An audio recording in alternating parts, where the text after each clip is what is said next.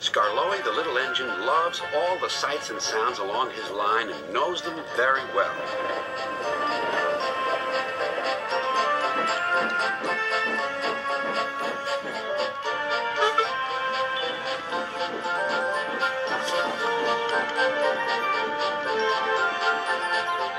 One morning, soon after he returned from being mended, he was enjoying his journey more than ever before.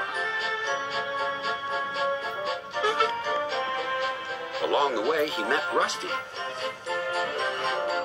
"You know," he said, "if I couldn't see these familiar faces and places, I'd think I was on a different railway. You've done wonders with these rails." Rusty laughed. "I'm glad you're pleased. Manager said, let's mend the track so well that he won't know where he is. And we did. And you didn't, if you take my meaning." Skarloey liked this hard-working diesel. "There's still one bad bit," warned Rusty, "just before the first station. An engine might come off there, particularly Duncan. He will rock and roll along the line. Look at him right now. I hope he doesn't hurt his passengers." "What's that about me? I'm a plain engine, and I believe in plain speaking. Speak up." Rusty warned Duncan about the bad bit of rail. "Huh. I know my way about. I don't need smelly diesels to tell me what to do."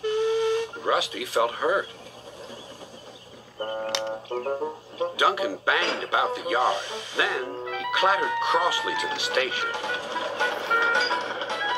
James was already there, waiting for him. "You're late," he snapped. "I know," said Duncan. "It's that smelly diesel's fault. Rusty tries to teach me how to stay on the rails and then goes off leaving me to find my own coaches."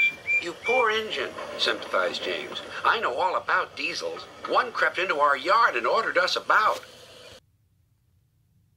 I soon sent him packing." Duncan was filled with admiration. He didn't know that James was boastful, sometimes didn't tell the truth. "Send Rusty packing! Send Rusty packing!" snorted Duncan. He climbed the hill furiously. "Well done, boy," encouraged his driver. "Keep it up." Soon they were near the first station. Duncan was pleased. "Nothing's happened. Nothing's happened, silly old diesel. Clever me." And he rocked and rolled along the line.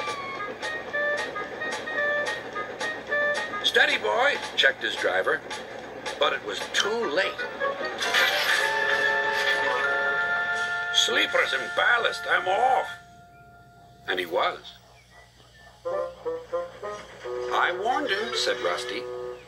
"But all he did was call me names." The little diesel refused to move. "I'm ashamed of you, Rusty," said Skarloey. "Think of the passengers. What are they going to do?" "Oh, I'd forgotten them. Yes, of course. We must help the passengers." And Rusty roared into life.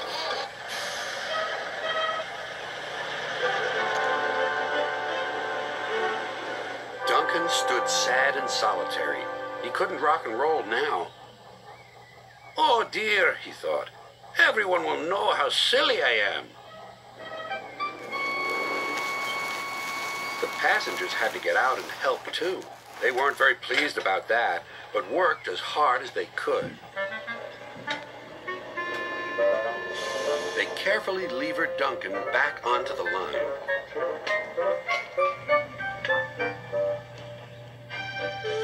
After that, Duncan was extra careful all day.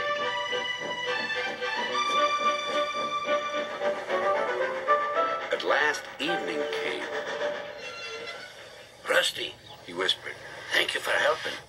I'm sorry I was rude to you." "That's all right, Duncan." "I wish all diesels were like you. Let's be friends."